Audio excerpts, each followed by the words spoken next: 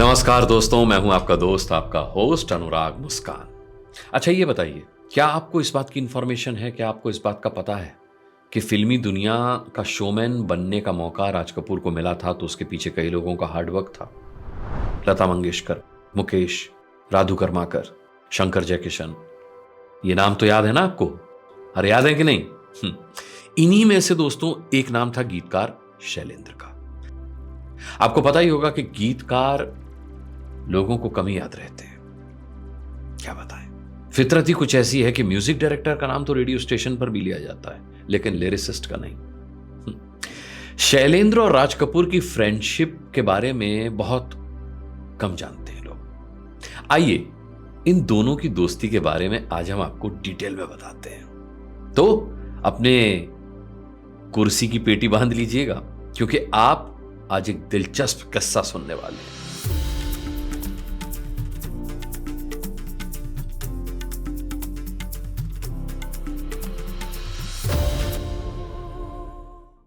सबसे पहले शुरुआत इसी बात से करते हैं कि आखिर दोनों एक दूसरे से मिले कैसे, यानी राज कपूर और शैलेंद्र साहब। जब दोनों पहली बार एक दूसरे से मिले ना, तो ताजा आजाद हुए हिंदुस्तान की फिजा में नेहरूवियन सोशलिज्म का शोरगुल था।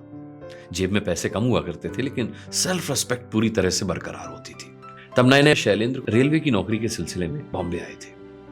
मुशायरों में वो पार्टिसिपेट करते थे और मुशायरों में पार्टिसिपेट करने का उनका पहला शौक था, लेकिन पेट की आग क्या से कहना करा दे। ज्यादा समय उनका काम सैलरी वाली नौकरी में ही जाता था, लेकिन फिर भी भाई साहब मुशायरे के लिए समय चुरा ही लेते थे।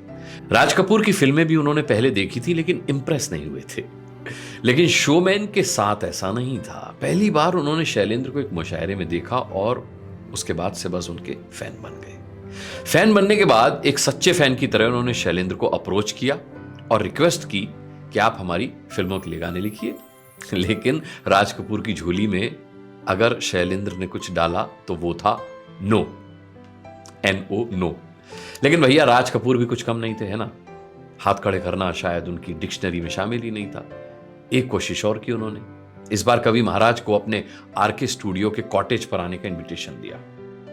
शैलेंद्र जो थे वो शोमैन के कॉटेज पर उनसे मिलने के लिए आए तो जरूर, लेकिन उन्होंने एक बार फिर से उनके ऑफर को नो कह दिया, ठुकरा दिया। अब ये ठीक बात नहीं थी शैलेंद्र साहब की। खींच करके राज कपूर ने उनसे यही कहा कि भाई ठीक है, तुम्हारी बात मैं मानता हूं, लेकिन ये एक एनवलप है जिसमें कुछ पैसे रखे हैं, इसको सील करके तुम्हारा नाम इसके ऊपर लिख रहा हूं। जब भी कभी तुम किसी भी तरह की परेशानी में हो और अगर पैसों की जरूरत हो, बिना हिचक आकर इस लिफाफे को यहां से ले जाना। अब आप लोगों को यह बताने की जरूरत नहीं है कि रेलवे की नौकरी और मुशायरे से उनकी जो कमाई होती थी वो हाउस होल्ड चलाने के लिए काफी नहीं था। कहानी में अब एक ट्विस्ट है। एक वक्त आया जब शैलेंद्र को पैसों की बहुत जरूरत पड़ गई।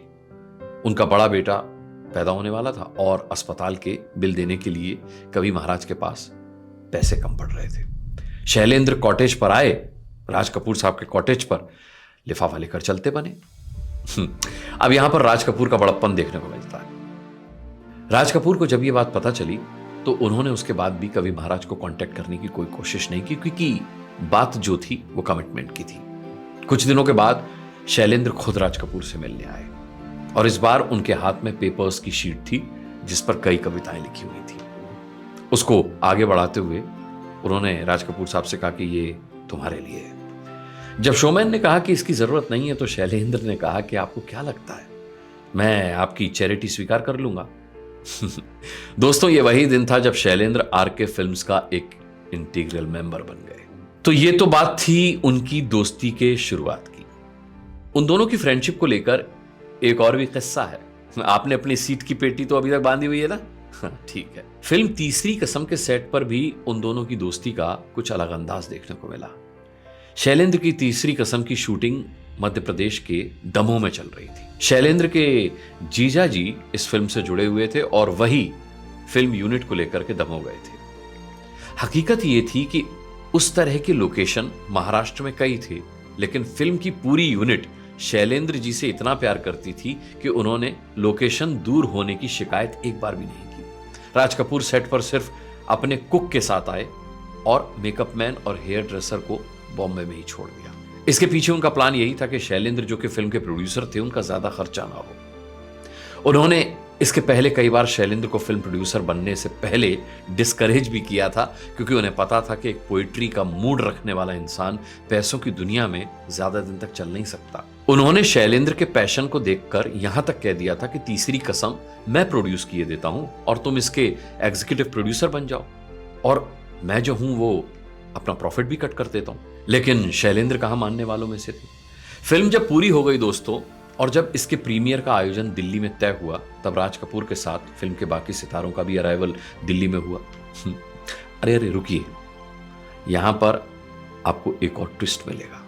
प्रीमियर से कुछ समय पहले शैलेंद्र को बोला गया कि वो वेन्यू पर ना आए, क्योंकि उनके खिलाफ फिल्म के एक डिस्ट्रीब्यूटर ने अरेस्ट वारंट निकलवा दिया है। मामले की तह तक जाने के लिए राज कपूर ने मुकेश को इस काम पर लगाया, तो पता चला कि एक डिस्ट्रीब्यूटर जिसने शैलेंद्र के जीजा को 80,000 रुपए दिए थे, वो अब अपने रुपए वापस लेना चाहता है, और उसने शर्त यह रख दी है कि रुपए मिलने के बाद ही लीगल प्रोसीडिंग्स वो वापस लेगा। उस प्रोड्यूसर के पैसे राज कपूर ने अपनी जेब से चुकाए, और उसी की वजह से फिल्म रिलीज हो सकी। लेकिन जो स्ट्रेस शैलेंद्र साहब ने फिल्म की शूटिंग के वक्त अपने ऊपर लिए थे ना, वो उनकी जान लेकर ही माने। Now this is a mayor coincidence कि जिस दिन शैलेंद्र साहब इस दुनिया को अलविदा कहकर गए, उस दिन राज कपूर साहब का जन्मदिन था। ऐसी दोस्ती को सलाम है दोस्तों। था ना एक अच्छा किस्सा, एक सच्चा किस्सा।